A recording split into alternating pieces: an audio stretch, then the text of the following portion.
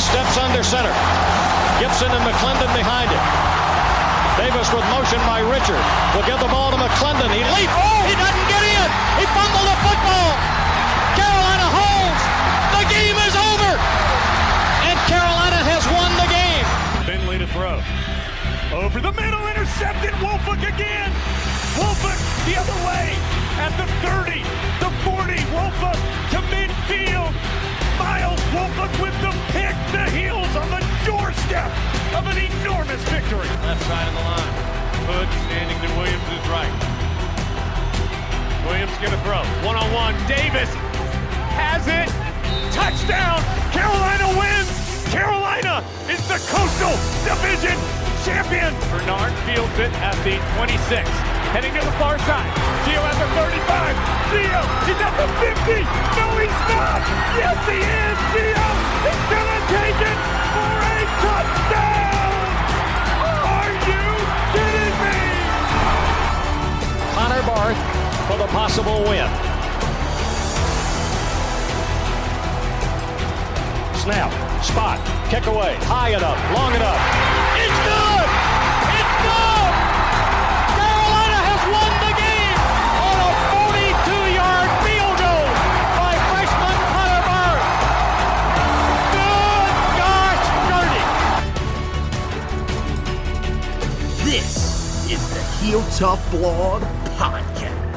Hey guys, and welcome in to this edition of the Heel Tough Blog Podcast. It's Anthony Pagnotta back with you guys as always, and tonight, of course, we had Josh Marlowe come on for us, do that last edition of the podcast. Now we're back talking with Zack Hubbard as once again we dive back into the 2021 recruiting trail. That'll be the main focus tonight, but guess what? We also have some 2022 recruiting trail talk that we'll be talking about on tonight's podcast. So a real interesting edition. No commitments to talk about, unfortunately. We thought we had some things maybe in the works over the last couple of days, and we'll start by talking about the guy that it seemed like for maybe a little bit of time people thought might be the guy that everybody was talking about. That's 2021 five-star all-purpose back Will Shipley. He announced his commitment yesterday, actually, and it was released the other night that he was going to announce his commitment Tuesday night. That was kind of the night that all the speculation was going on because Tar Heel commits had been on there saying that there was something big coming, including guys like Jared Wilson, Ra Dilworth, as well as Keyshawn Silver. But unfortunately, it did not turn out that the Tar Heels were able to shock the world, which is pretty much what would have happened if Will Shipley would have committed to Carolina instead. He's going to commit to Clemson, and that's pretty much what we all expected along the way. Clemson was one of those teams, along with Notre Dame, that we felt had the best chance to land him. They got out to a huge lead. Those two were battling for a while, and as his commitment sort of closed in on Wednesday, you even felt like some of the Notre Dame people had started to look at it and say, we're moving on because this is not going to go our way, and he does end up going to Clemson. And I know that you were on social media saying that you understood the decision for him to go, but that this is one that you think in some ways actually does kind of hurt the Tar Heels a little bit. Do you mind explaining that just a little bit? Yeah, absolutely. So on the one hand, I think that there was maybe not explicit statements from sources or from coaches, certainly not from coaches, but from anyone. You know, they were still recruiting Will Shipley up until this point. And for my money, I think that when you have the three commitments on the board, the three commitments being Caleb Hood, DeAndre Boykins, and Karama Edmonds. When you have those three guys, you have Edmonds that's most likely a pure running back, and then you have Boykins and Hood that offer you sort of an athlete versatility where they can play multiple positions. But, you know, those two guys, running back could be their potential position. When you have all of those guys on your commitment list and, you know, weren't willing to wait, they could have waited on Edmonds, they could have waited on Boykins. When they've gone ahead and added those guys to the class, I thought that was somewhat telling on where they thought that they stood, you know, in the Will Shipley race. From information that I got throughout the recruitment, very mature, very personable kid, that Yep. wanted to be agreeable and wanted to, be involved with coaches and was going to be polite to their recruiting pitch. So I think that might have influenced some of the thoughts in terms of the Tar Heels' chances in this race. It really did seem like it was primarily a Clemson and Notre Dame race up until this commitment, and seems like Clemson sort of had that lead pretty much the entire time. So North Carolina was definitely in there, even Will say so with the commitment of Drake May and other offensive pieces there that we saw a little bit earlier in the spring. But Clemson, like you said, was the projected pick. Now, in terms of the actual makeup of the team, I feel that the running back room is very good. I feel like that they've filled that position up not only in the past few classes but will in this class. So in terms of an actual makeup of the roster, I wouldn't see it as a huge loss because I feel like that they've proven that they're good at developing running backs and using running backs, and they have a lot of good prospects here. It's really more of the perception of it, of the next step that Carolina wants to take. We've already seen, there's hype around the program. They're gunning for an ACC Coastal. They're gunning for an ACC championship. And really, as you look to make those next steps, you look for a new challenge every time. And, Coastal is definitely the next one. So, winning the Coastal is definitely the next one. But, we're already looking past that, or the staff, the fans are already looking at the ACC as a whole. They feel the momentum here. You see it in the recruiting rankings. UNC is on the rise. So you have to look at, what's your primary obstacle in the ACC? It's Clemson. It's absolutely Clemson. And that's not only on the field, that's, in recruiting as well. And it really goes back to the point that the Tar Heel staff have made in recruiting, is that they want to build a wall around the state. They want to build a fence around the state of North Carolina. And, one of the key phrases that they've thrown out and that we've seen recruits and commits throughout is that the best in North Carolina, the best in North Carolina played for North Carolina. That's the key here to how UNC wants to recruit. So, over the past few cycles before this resurgence under Mac Brown, we've basically seen Clemson come in and take whoever they want. If they want a guy in North Carolina, 90+% of the time they're going to get him. You'll see your Dexter Lawrences. You'll see your Trenton Simpsons last class. And here's just another example of, a North Carolina guy that Clemson's been able to come in and get, maybe not necessarily easily, but a guy that they've been able to successfully claim in North Carolina. So it's a tall task to ask as compared to how, Clemson is recruiting, but I do feel, at least in the back of our minds, maybe not, as our realistic, this has to happen right now, but at least in the back of, Tar Heel fans' minds and people that cover recruiting, for UNC to really take that next step and really push to be, a contending force for the ACC as a whole, they're going to have to win some of these head-to-head recruiting battles with Clemson. Well, I get what you're saying, and there's a couple of different things that I think you have to look at here. In terms of what you talked about building a fence around the state, I mean, Carolina in this class specifically has done a really great job of doing that. And I think that this class was the most important class to do that with because, again, I haven't been covering recruiting as in-depth as I have over the last couple of years since recruiting started becoming a big thing back in the early 2000s. But this is probably the most talented class in state history by a long shot. I mean, there are guys in this state that pretty much, I would say just about everybody in the top 20 in the state of North Carolina will come in as 4-star prospects, which is just kind of unheard of. For states like Florida, California, Texas, of course, and even Georgia here more recently, that's kind of the expectation. North Carolina now is starting to see a lot of these big name guys that are not going out of state to some of these bigger prep schools. Like we saw some guys go down to Florida to go to IMG Academy. Now a lot of guys are staying in state, and I think that's what's really helping. And so far in this class, Carolina, of the top 20, has 12 committed in the class, 9 of the top 15. And even with a lot of the other guys, they were in really good shape. In terms of when you talk about, some of the examples. Dexter Lawrence, I think, is one that everybody goes back and looks at. That's one that I'm not going to say you have to forget, but that was under a different staff. That's not something that this staff can really look back on and say, well, we dropped the ball on that one because they weren't here. With Mack Brown here, who knows? That could have been a much different recruitment. It felt like Carolina was in that even when Larry Fedora was here, and that was a guy that, just from hearing from most of the local high school coaches in the area and really in the state, they kind of said the same thing, that, Larry Fedora just wasn't that really personable guy, and that really affected his in-state recruiting.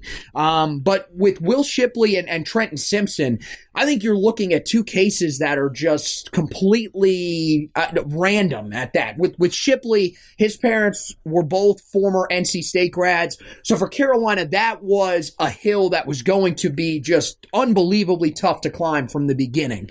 They were kind of at a disadvantage. Mack Brown really came in, and I think you got to commend him and the staff for even having this young man thinking about possibly coming to Carolina, because we all know just from seeing how people that are around NC State and follow NC State, which I believe both of his parents do, and I'm not trying to say that his parents are the over-the-top fans that talk trash or anything like that. I honestly don't know. I've never met his parents before. But I mean, he seemed like a guy that did the best to give Carolina an opportunity, and Mack Brown's staff, I think, really impressed him. It was just Clemson really just got that good of a jump on Carolina from the start, and I think that's one of those scenarios that you just have to look at and say, look, we were behind the eight ball already. We got ourselves back into the race, and you know, who knows? Maybe his recruitment isn't over just yet. It feels like he's very solidly committed to Clemson.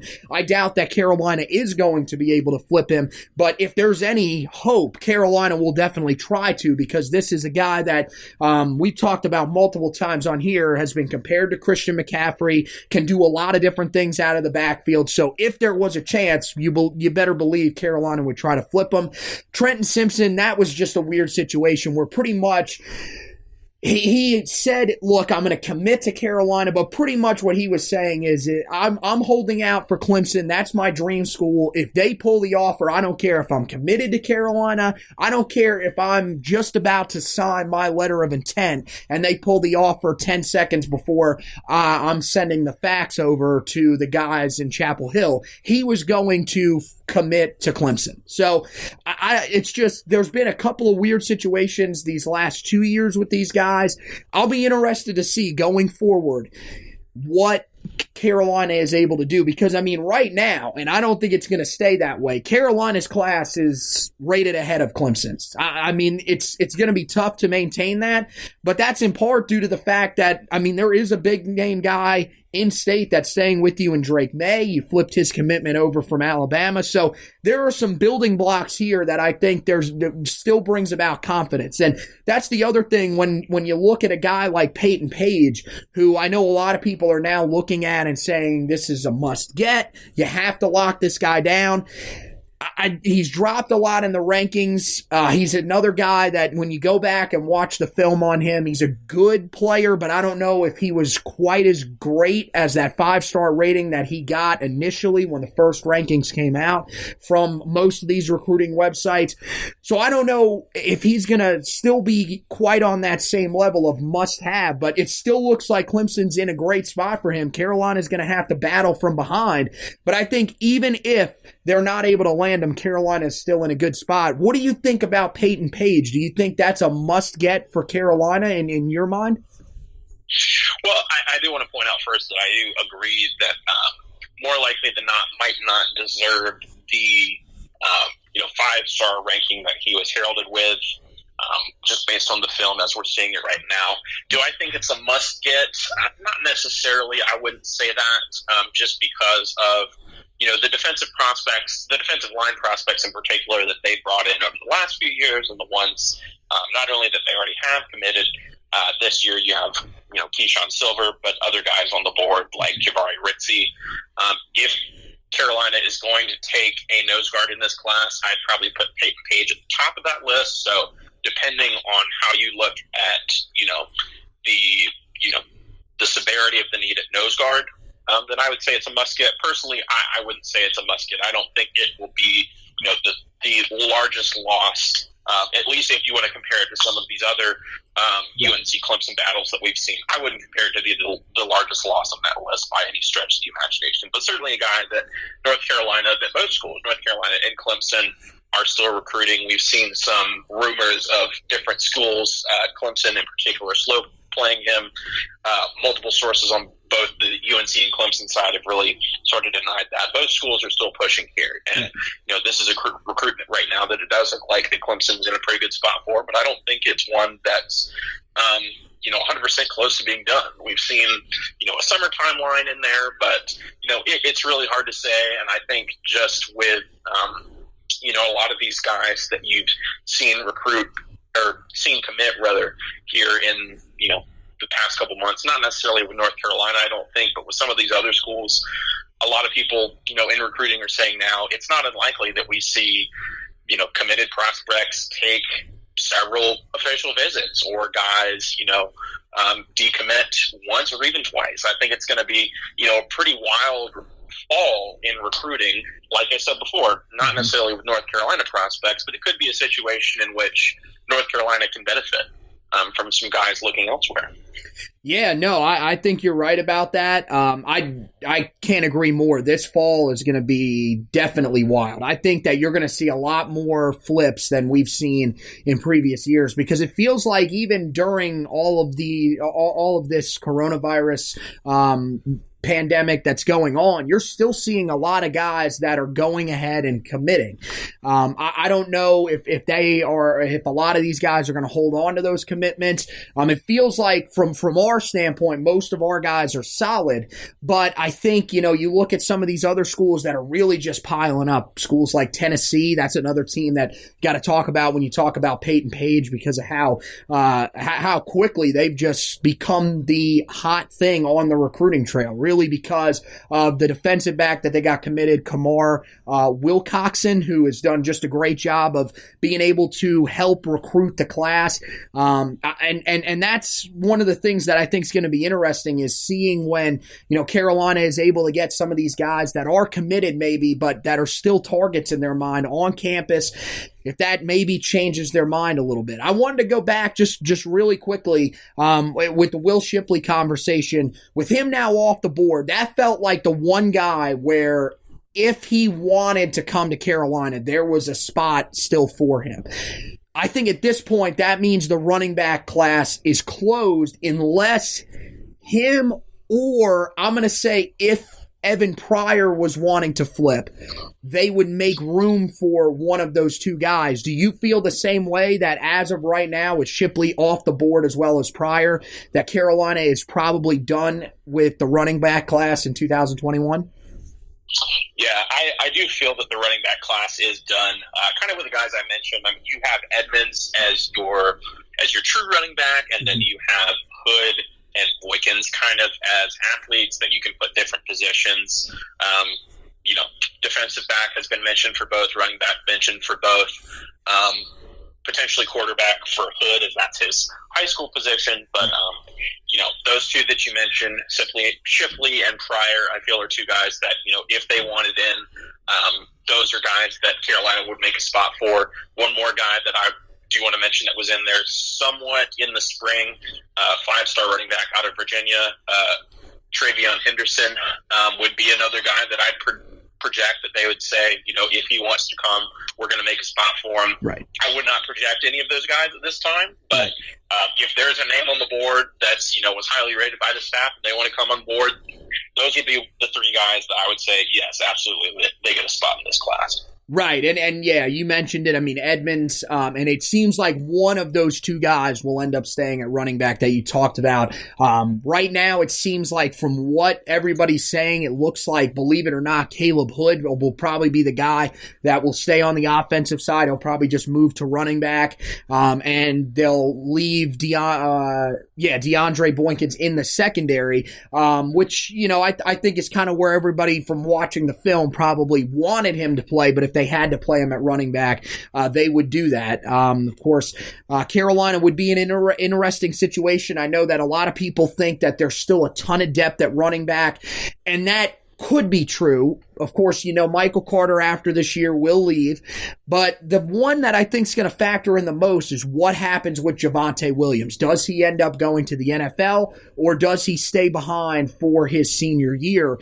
Reason that I brought this up is because, you look at Javonte Williams, he kind of fits the mold of what NFL teams are looking for nowadays. He runs hard, very physical running back, but also has enough speed where if you put him on the edge, he can make things happen. And the key thing that he can do is catch the football out of the backfield. Those were the types of guys that were getting drafted high in this year's draft. Guys like Clyde Edwards-Helaire, guys like J.K. Dobbins. So that's the thing that I think Carolina fans just have to kind of keep in their back of their mind. And that's what you have to do when you recruit. You have to always recruit with the mindset that the worst could happen. You can't just assume that Javonte Williams is going to be back next year. With that being said, I agree. I think that this class is closed unless one of those guys wants to flip. I think Carolina is going to hold on to the guys that they have. One, if not both of those guys, could end up staying, both of the athletes could end up staying on the offensive side if they needed them to, especially because the secondary looks loaded for this year and probably the next couple of years. But I feel confident with that right now. Carolina will probably roll with an Edmonds and Hood combination at running back and allow Boykins to go over to the defensive side of the ball. So we talked about Will Shipley. Now let's talk about one of the guys that Carolina received a crystal ball for here most recently, and that was J.J. Jones. This one I think should really excite Carolina fans a lot. Two reasons. Of course, any crystal ball for him is fantastic. This is a guy that's creeping up. 24/7 Sports has him as a 4-star. Of course, I know most of you guys probably saw that Rivals.com is about to update their rankings here soon.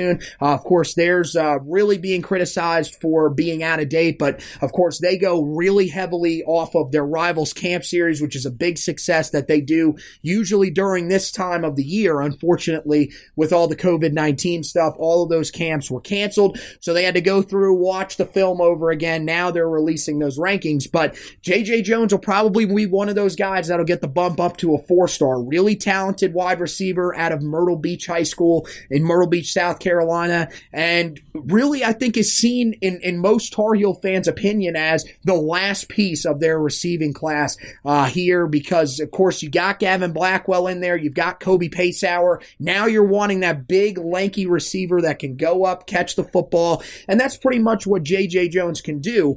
And the other thing is not only is this a crystal ball for Carolina, this is a crystal ball from Steve Wiltfong, and there's two ways to look at this. First of all, Steve Wiltfong is the most accurate guy when it comes to predicting crystal balls for 24/7 Sports. He's got about a 90, I believe, overall for the entire time he's been doing crystal balls. His percentage is up in around 95%, and this year alone, he's 96 of 97 on predictions, including when he predicted, of course, Ra Dilworth would commit right before he committed.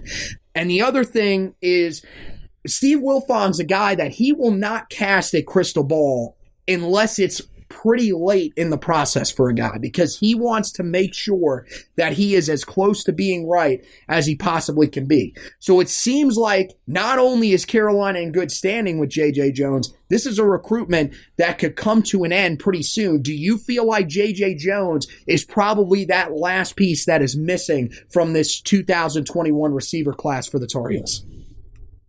I absolutely do. I mean, I think that as of right now, as things stand, they're really just looking to add one more wide receiver to this class. As you mentioned, they already have Gavin Blackwell and Kobe Pacehour, both that are kind of smaller guys.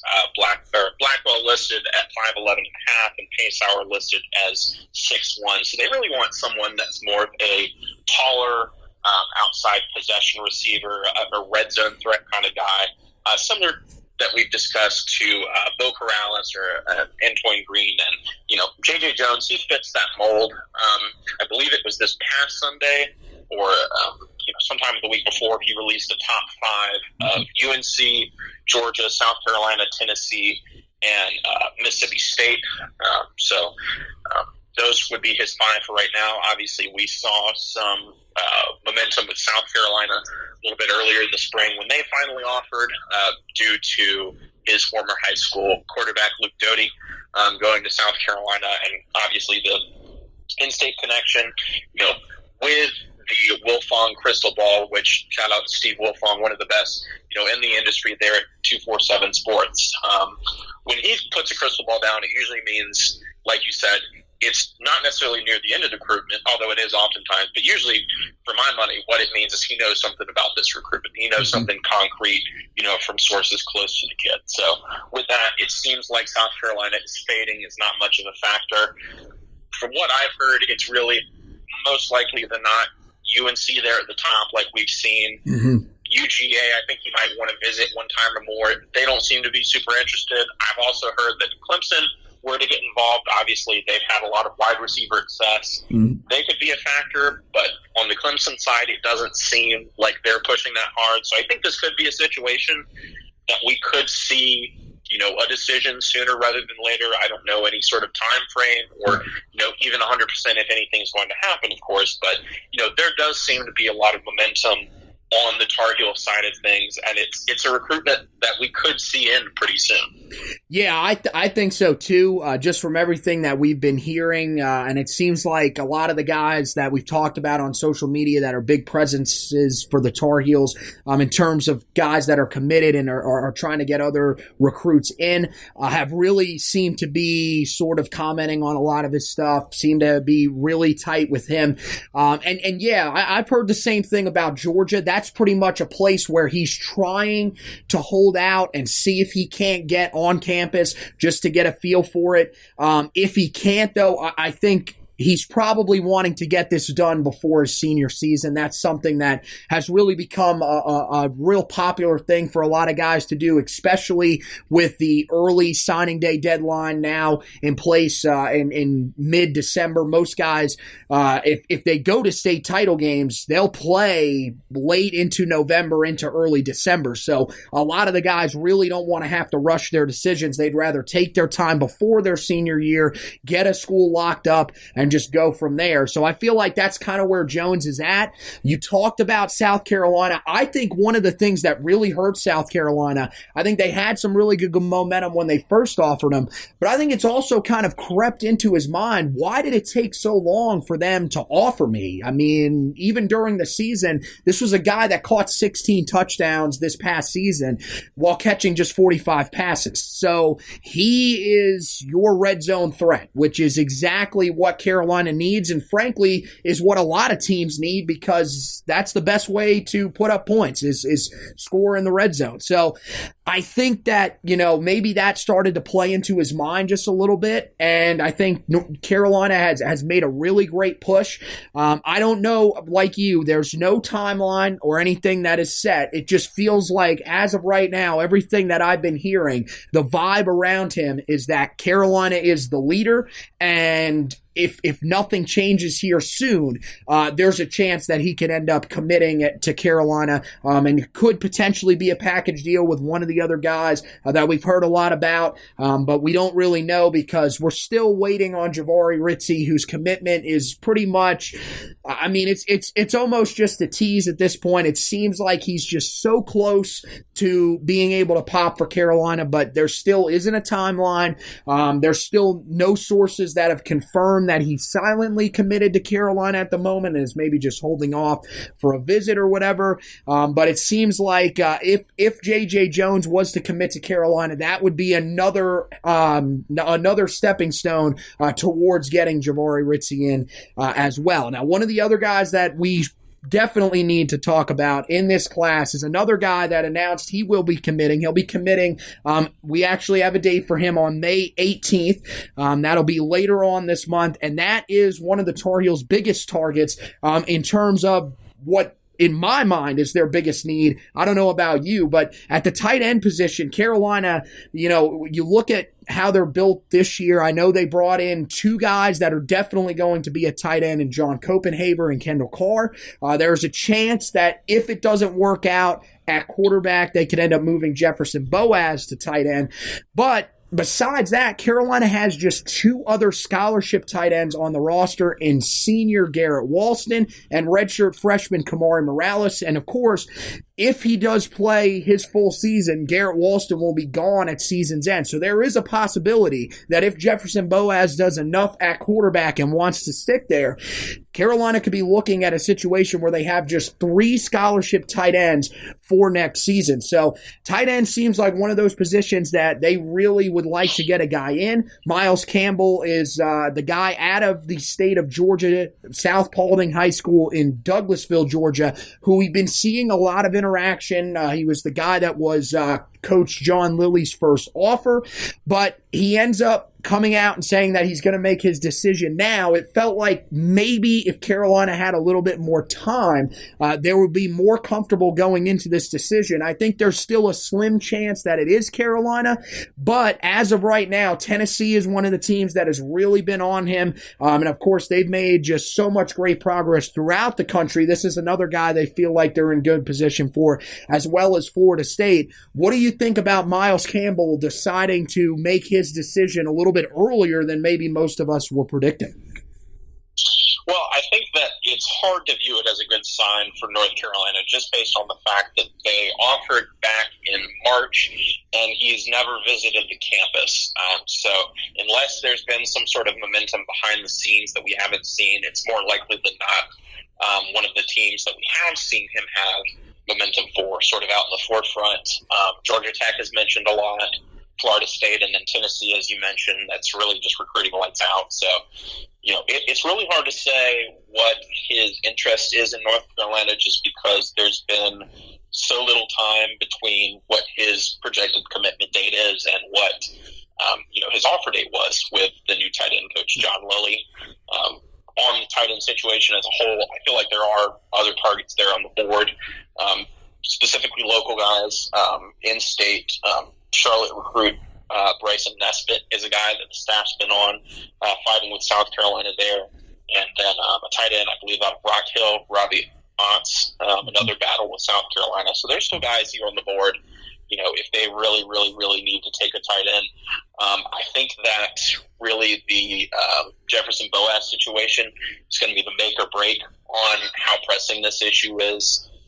Last year we didn't see, unless, remembering incorrect, I don't remember seeing a ton of, 2 tight end sets. If there's a tight end on the field, it was really one at a time in most situations. They bring 2 in every now and again for, a bigger running, a more ground and pound sort of offensive style here and there. But the tight end position in this Longo offense, it's not really one that you're seeing a whole bunch of guys play in. So, it's not as important to have upwards of, you want to have 4 or 5, but maybe not 5 or 6 or even 7 that you'll see at some of the schools that play with a more pro-style running-based offense. So it is definitely a need because the Jefferson Boaz situation is not determined as of yet. But I would say that even if Miles Campbell doesn't commit to North Carolina, which would not be my prediction as of today, right, there are still other guys on the board, and it's maybe not as much of a pressing need as it could be, in a previous offense or, a previous coaching staff.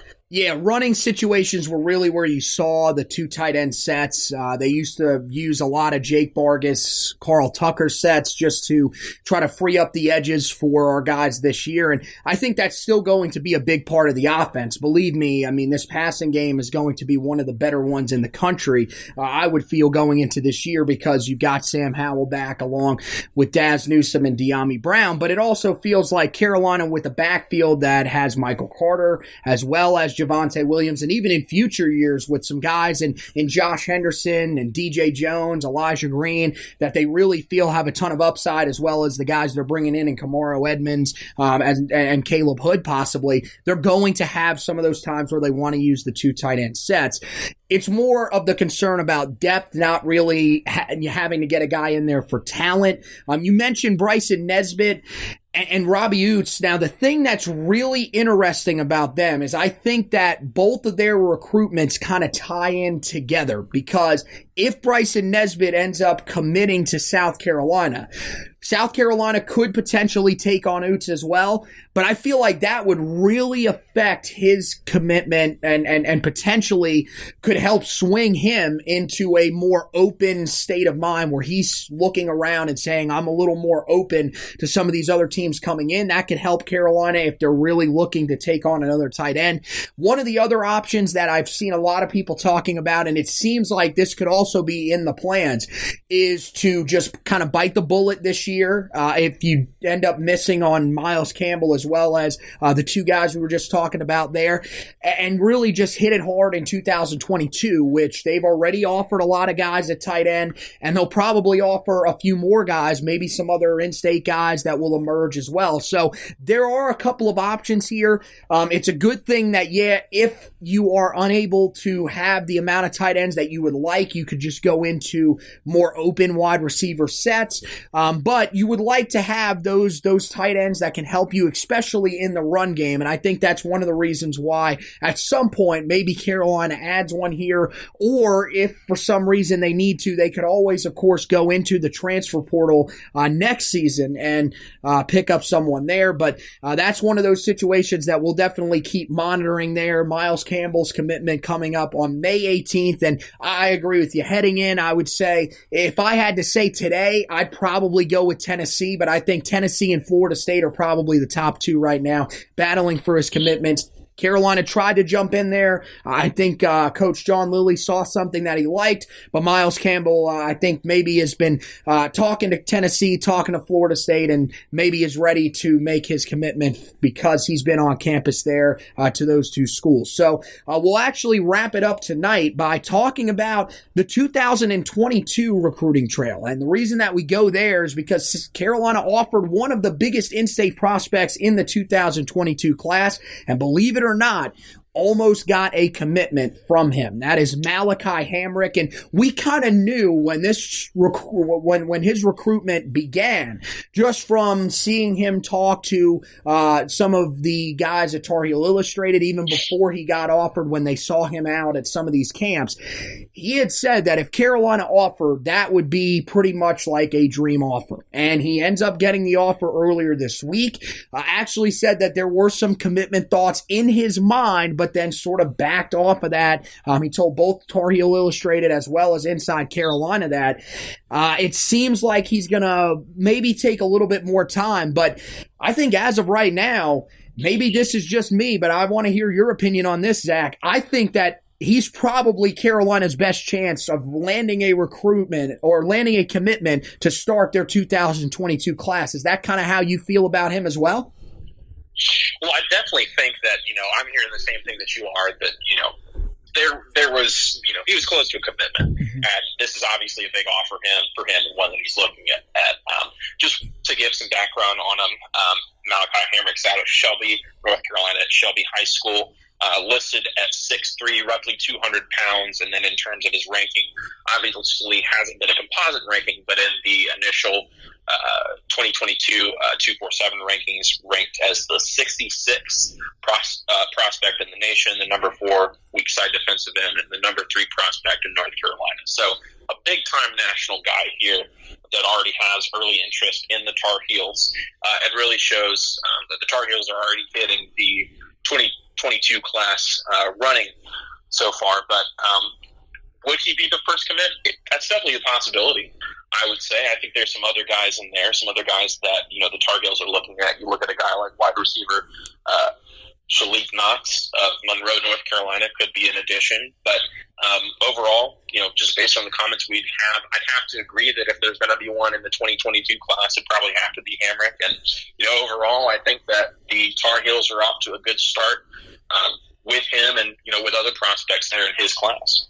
Yeah, no, I think that right now he's probably the guy that you're looking at just from his comments, and you feel like he would be a really good piece to bring in, a really talented guy. This past year at Shelby High School, a ridiculous 19 sacks as a sophomore this past year, so there's a lot to like about him. Shalik Knox, as you said, is a guy that Carolina's really been in contact with for a while, actually one of their first offers in the class, so he's an interesting name to keep an eye on. And yeah, I think Curtis Neal as well, guy out of Huff High School in Cornelius, is another one that we've seen a lot of back and forth with.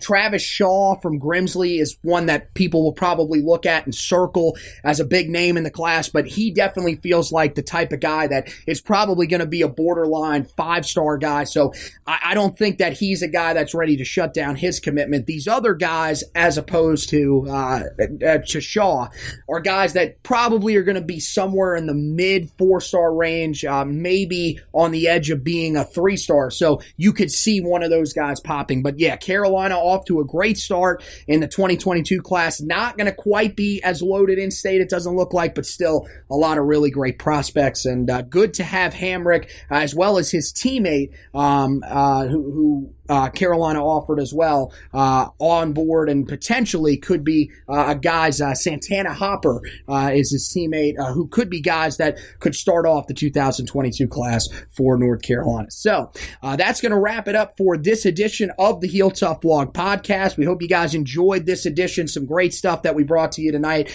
Some differing opinions. Not very often that we have that on the podcast here, but you got to hear both sides, and I thought it was fantastic. Of course, we encourage you guys to head over to the website to keep up with all of the stuff going on the recruiting trail during this time. HeelToughBlog.com. We've had you covered with everything that's been going on with Carolina recruiting. We've got a great off-season series coming up where we're going to go through and give you guys a look back through the history of Carolina football by looking at each jersey number, and we break down the best player to ever put on that jersey. That's going to be a really interesting thing that we're going to be doing throughout the offseason. Of course, we'll have you covered with all of the information as we lead up to the 2020 season, which is not going to be one that's going to be like any other, because as of right now, we just don't really know when football is going to be back because of everything that's going on with the COVID-19 restrictions. Of course, we'll have you covered if any major breaking news happens with that, and we'll tell you how it's going to affect Carolina heading into the 2020 season. All that on HeelToughBlog.com, as well as great basketball coverage we'll be doing during the offseason as well, so make sure you head there to check that out. Last thing, make sure you rate, review, and subscribe to the podcast. Again, the rating and review, that really just helps us to move up some of the ranks so that some of the people that maybe haven't found the podcast yet on some of the major podcast platforms can. Those help you move up the rankings, so we'd really appreciate that. And subscribing, that really is just for you guys. When you subscribe, it goes automatically into your podcast library so that you don't miss an episode of the Heel Tough Blog podcast. We still got plenty more interviews coming up with former Tar Heels as we go throughout the offseason. And of course, we'll be doing a lot more podcasts like this. When guys do commit, we'll also be talking about other stuff off of the recruiting trail as we get closer to the season, especially if they give us the green light to go ahead and get the season underway in early September. We'll have you covered with everything right here on the Heel Tough Blog podcast. So once again, want to thank Zack Hubbard for being with me tonight. Want to thank you guys for listening. We encourage you to make sure that you're staying safe during this time. Listen to all the guidelines that they're telling you, and hopefully football will be back soon enough for us. So once again, thank you guys for listening, and as always, go Tar Heels.